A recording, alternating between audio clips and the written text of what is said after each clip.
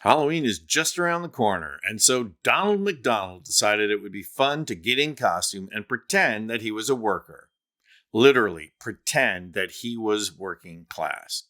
Now, there's really only one reason for a politician to go and work alongside workers, and that is to raise awareness about workers, their conditions, their compensation, their safety, anything else, and it's just exploitation. Which one do you think Donald McDonald here chose?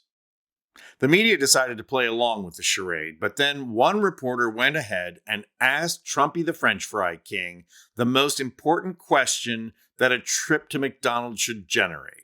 But of course, Trump absolutely ducked the question, proving once again that he's just a clown.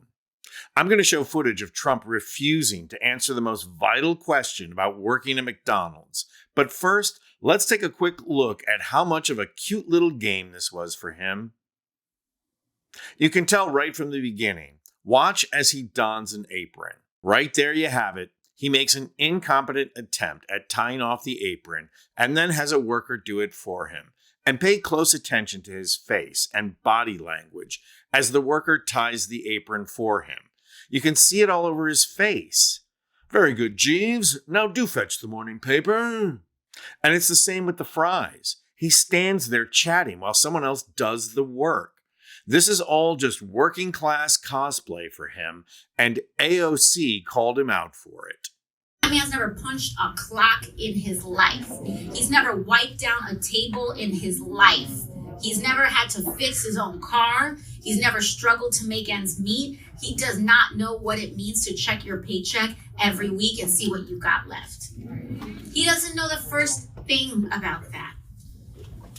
And so when we see people doing things like that, we see Elon Musk coming in here.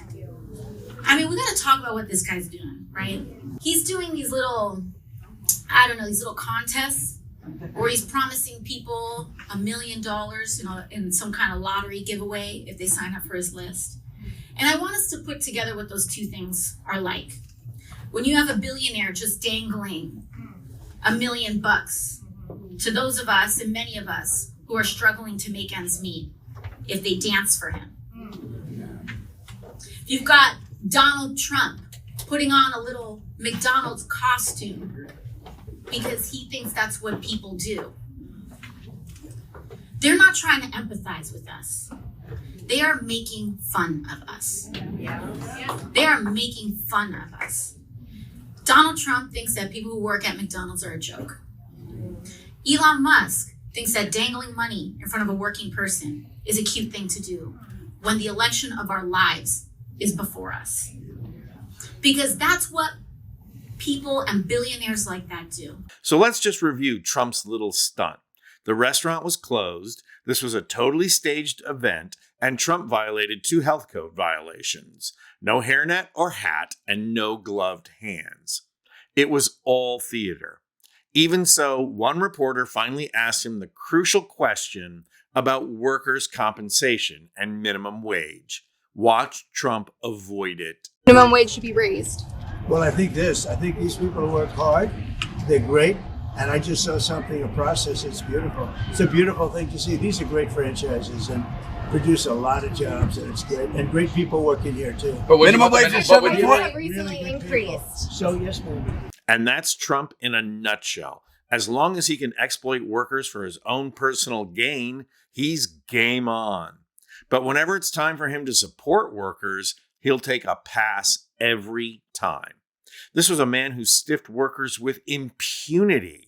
And that's not the only irony at work here. As one Twitter user posted, the irony of Trump's McDonald's photo op.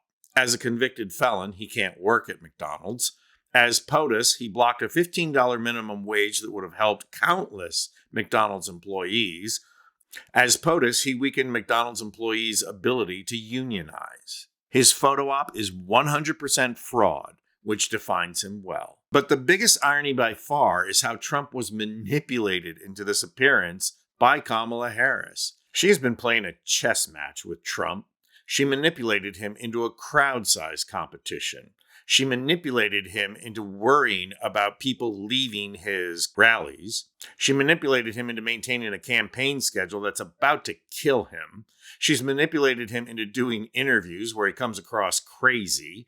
And now she's manipulated him to put on an outfit that makes him look ridiculous.